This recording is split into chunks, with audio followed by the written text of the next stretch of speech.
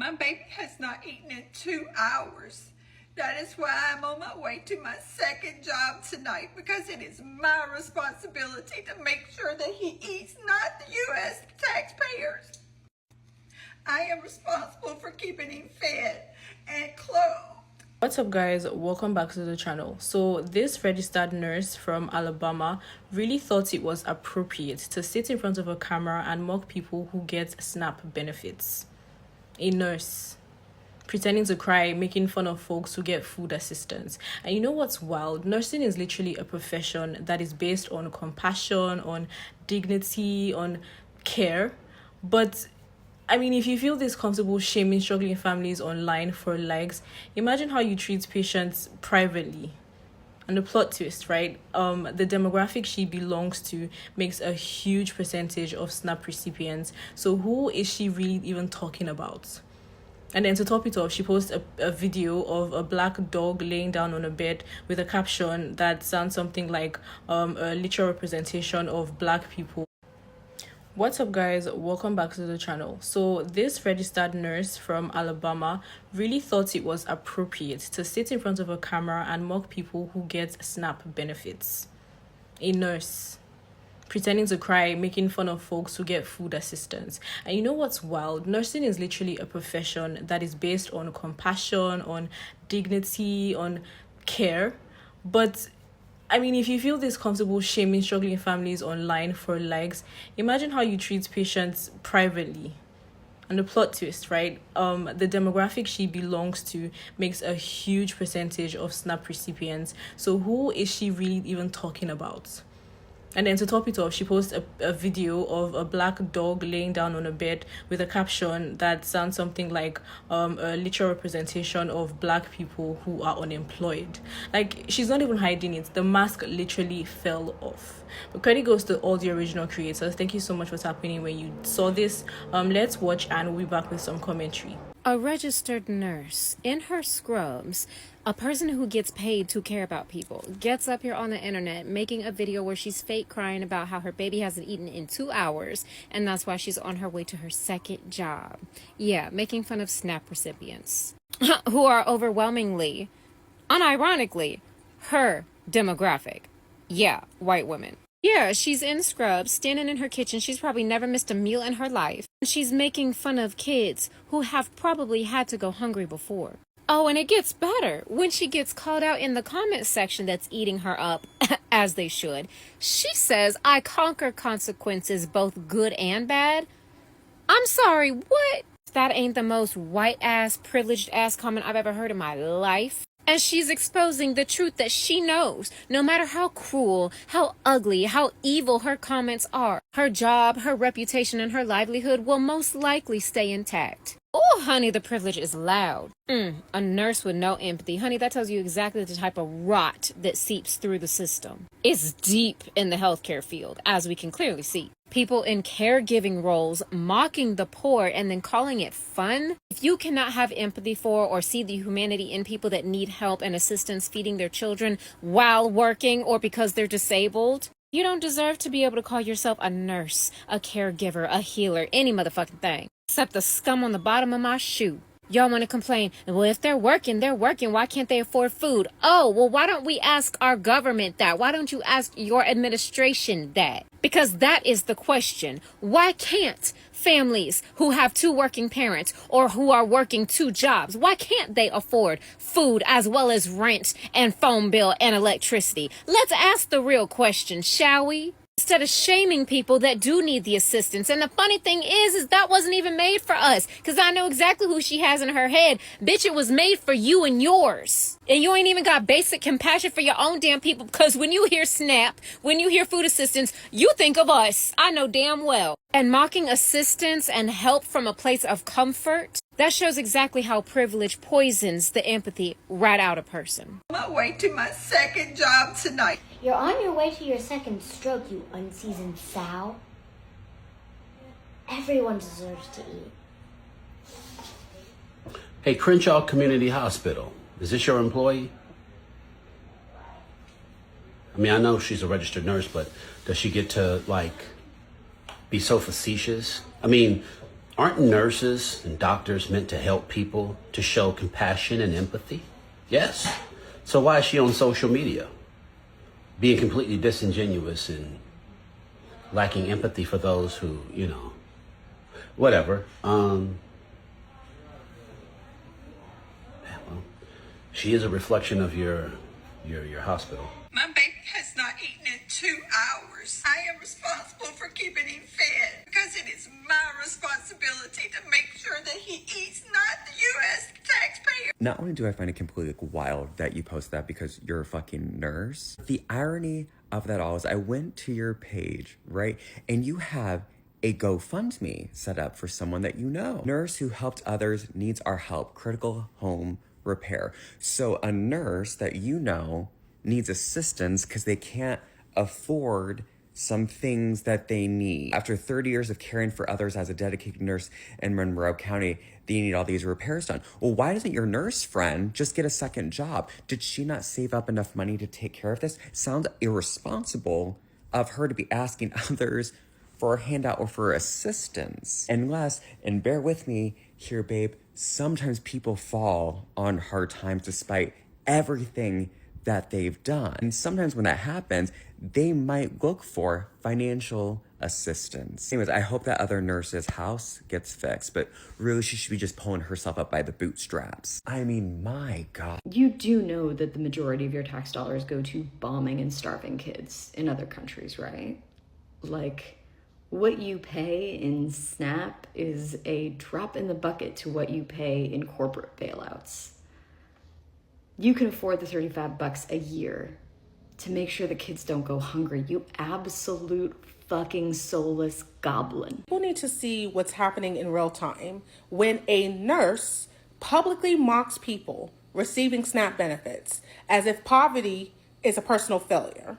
So this nurse, who identifies as Tina Coleman, an RN at Crenshaw Community Hospital in Laverne, Alabama, thought it was appropriate to belittle people who rely on public assistance, many of whom are the same patients we care for every day. So this is the ugly side of nursing culture we don't talk about enough. The performative, I work 2 jobs pride that disguises contempt for the poor. Nursing isn't about judging who's worthy of help. It's about care, equity, and humanity. And we've seen too many stories of bullying, discrimination, and classism in this field. It is time for accountability. The profession needs to study it, name it, and root it out. Because when you humiliate the vulnerable, you do not represent nursing. You absolutely disgrace it. You can afford to get your nails done, new tattoos, fake lashes, taking vacations, all that stuff. If you can't afford that, you can afford to buy your own groceries. That line about lashes and nails, it's coded racism. For more on that, let's go to the research. I'm Dr. Shauna, a PhD who does hot takes with citations, and this is part 4 of our 5-part series on why we blame the poor. Today, we're talking about racialized stereotype. When I say coded racism, I'm talking about messages that use racially loaded cues without saying anything about race specifically. These cues are often used to trigger resentment and shame when we're talking about welfare because of the historical context in this country. When we use the words lashes, nails, and luxury, we are giving a racial message. Those words carry a racial message, whether or not someone intends to. That's the impact that they have. Now, for those messages in coded racism to have meaning, there has to be a context. And for that, we have to talk about the welfare queen. A couple of folks have mentioned this in the comment sections of the other parts of this series, and I think it's very important that we talk about it. Image of the welfare queen comes from the late 1970s and 80s, and from the one and only Ronald Reagan. Welfare Queen is a caricature of a Black woman supposedly gaming the system and living large on government assistance and welfare benefits. Decades of journalistic and historical records show the ways that Reagan used this term purposefully. He leveraged a distorted story about a real person, Linda Taylor, in order to sell a broader moral tale that racialized poverty as Black, female, and fraudulent. He then used that rhetoric to justify punitive welfare policy. Sociologist Patricia Hill Collins calls figures like the welfare queen controlling images, and these images are spread through pop culture, through the media, in order to dictate how we see marginalized groups. This stereotype, this caricature of the welfare queen, is used to make inequality look deserved by portraying Black women as deviant or irresponsible. Scholar Kimberly Crenshaw argues that policy debates often treat Black women's poverty as a moral pathology, failing to match a white middle-class ideal of womanhood. That's why talk of lashes and nails and new bags and new cars is never neutral, because ultimately it signals who must perform humility in order to deserve help. Now, to really understand this, we also have to talk about respectability politics, or the politics of respectability. And that phrase comes from historian Evelyn Brooks Higginbotham. Respectability politics describes the moral standards placed on Black women, standards that are weaponized to police appearance, sexuality, and consumption. Writer-scholar Tracy McMillan Cottom argues that beauty works like social capital with different rules and returns for Black women, which is another reason their adornment is scrutinized as evidence of morality. You can tell a lot about a society by who it thinks deserves joy. Black women's joy has historically been treated as evidence of guilt. Follow for more hot takes with citations, and stay tuned for part 5 in this series. I also posted this. On today's episode of Black and Jobless. Racism expensive as hell. And a lot of y'all about to find out November 1st when you lose your SNAP benefits. I've been seeing these videos. I'm like, why are people making fun of people not being able to eat them? Is that where we at now? Mocking other human beings for not being able to feed their families phase. How the fuck did we get here? And then I realized the people making those videos seriously thought that only Black and brown people was going to be affected by this. I saw one dude say, "Hey, LaQuisha, calm down, okay? They're not cutting off the SNAP benefits for November, all right? But be honest, you're still going to go out and steal, aren't you?" It's crazy because the people who use these benefits the most, Chad, look like you. White people, 37%. It's insane that the system that y'all try to demonize the most, y'all benefit from the most. Because y'all have been fed historic lies, and then y'all continue to tell historic lies. Y'all were told the lie that Black people are the laziest, when Black people literally built this country, not just with their hands, but with the products that came from their hands. Tobacco, cotton, generational wealth was built off the blood, sweat, and tears and labor of Black people, yet we are demonized the most. Generational wealth that Black people don't even see to this day. Then you went to immigrants. You said immigrants are nothing more than rapists and they don't contribute anything to society. They contribute billions with a B.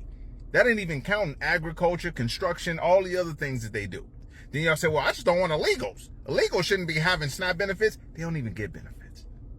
So that leaves y'all. 37% of y'all. It's easy to fool racists when the lie is based in racism. Lyndon Johnson said, if you can convince the poorest white man that he is better than the best Black man, he will empty out his pockets for you. Example. Because y'all really thought, starting November 1st, that Black and brown people was going to be in these streets struggling the most. It's going to be y'all. Because Black and brown people, honestly, historically, have been used to struggling. Because of a lot of y'all. But I don't think y'all are used to the struggle that's coming. And it's unfortunate, because it didn't have to be this way. But I will say this, in order for us to fix where we at, y'all got to feel where we at. Y'all have to feel the repercussions of your decision. Because the craziest thing about all this is that the person taking away your SNAP benefits, your ability to feed yourself and your family, not only looks like you, he ain't never even had to use the benefits he about to take from you. Racism expensive as nurse of all people mocking people for losing their EBT and SNAP benefits. And to be that ignorant and evil is just, you don't deserve to work in a space where you are taking care of someone in their most vulnerable time. And thinking that anyone who is on assistance is lumped into this category of like a certain demographic of person is insane, because there are veterans who are on EBT, there's white people, Black people, Latino people, Asian people. Everyone in this country can benefit at one point or another from EBT, WIC, all these other programs. Shit, I grew up in a pretty decently well-off family. It wasn't always like that. My mom raised my brother on WIC, on EBT. It is just absolutely disgusting to me that someone in a career line of work that is meant to help people can be so evil on the internet because people want to be able to feed their children, to have a full belly. Okay, listen, white people, specifically the ones that are bitching about SNAP benefits and what people are buying with their SNAP benefits, all that stuff. If you have a problem with it, I'm hoping you'll listen to me. Probably not, but let's see. I am 53 years old. I have been working consistently for most of my adult life. I was laid off in April. I have been diligently looking for a job since then. I desperately want to work. I am very fortunate in my circumstances. If it wasn't for my mom, for my family, I would probably be homeless, living in my Jeep because I own it. I had unemployment. My unemployment ran out. I applied for food stamps, right? Went through the whole rigmarole. It is not efficient. You can't just easily get it. It's not easy to get, okay? I was denied because I have a little bit of savings. You have to be completely broke to get food stamps, okay? I have been paying, since April, I have been paying over $800 a month for Cobra to still have health insurance. I'm almost out of money, all right? And I was denied food stamps. So cut the bullshit with, oh, people are abusing it and they're getting $1,100. No. I had EBT before because my ex-husband couldn't keep a job. And for the two of us, two adults, we got right around like $250 a month for all of our groceries. The biggest percentage of people that have SNAP are white people. Most people that have SNAP have jobs too.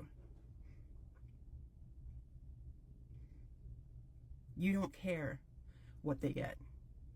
You don't really care.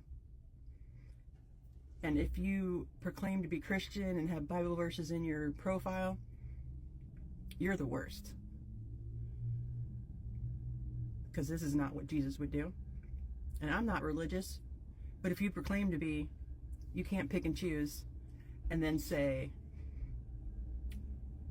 force women to have children and then take away any leg up they have after that. School lunch programs where underprivileged kids get free lunches or discounted lunches, that's part of SNAP. So if you have a problem with helping out other people, you're what's wrong with this country. It isn't just about you. All right? I know the people that need to hear it probably won't, but I thought possibly, maybe, if they hear it from a white woman who has always worked and now is trying to work and can't find a job, maybe they'll listen. I doubt it, but I gave it a shot. Okay, bye. Too many privileged white people are coming here on this app and they're talking about people that benefit from food stamps, which most of them happen to be white. Most of them happen to live in Republican states, red state. Now, don't blame the Democrats because this is absolutely Trump's doing. He can fund it if he wanted to. He's funding ICE. He's sending $40 billion to Argentina. Why are you not mad with him? The only thing the Democrats want to do is make sure that you have affordable health care and people are getting their notice. So not only you're not going to have your food stamps until the government is back in order, but you're going to have a big freaking healthcare bill coming January. And before you start coming over here complaining about the Democrats, I need you to go to the videos in which people are crying, teachers, healthcare professionals, in which their insurance has doubled or even tripled. Good luck on trying to get food and trying to stay healthy. I'm not sure how long this is going to last, but this is the frustration that we have with you, a lot of MAGA people, because you guys still haven't done your due diligence in reading Project 2025, in which they are trying to destabilize the government and that they want to do away with all the safety net. Why? Because it caused chaos. But I'm going to tell you who's going to be just fine. It's going to be the black and brown people, because we have always been resilient. How about you go to your legislator and tell them how much your insurance premium is going up? Or how about you tell your legislator, you want me to have children, you want me to raise children, but you don't want to give me money to feed these children. Stop telling women what to do with their body if you're not going to help them in the end. Anyway, my recommendation for you is to download the app called 5. Call your legislators, call your senator. Just want you to know that the Republicans will not negotiate with the Democrats. And this is why they're doing it. People are often as warm, as gracious, as kind, as honest, as forgiving, as loving, as welcoming, as XYZ as their circumstances allow them to be. Last year around the holidays, I posted on my story, if you're a single mom and you can't afford holiday gifts for your kids this season, please DM me, because I know Santa can be a little picky choosy with the houses he chooses to show up at. There was no follow me, like 10 of my posts, share to your story to be entered for a chance to win. It was simply, let me know, I'll see what I can do. And I was able to send Amazon gift cards and Venmo, whatever, to quite a few women. And I got a question from someone who's no longer in my life, and they were like, well, what if you send it and they are lying? Or what if you send the money and they use it for something else? Oh my God, what if?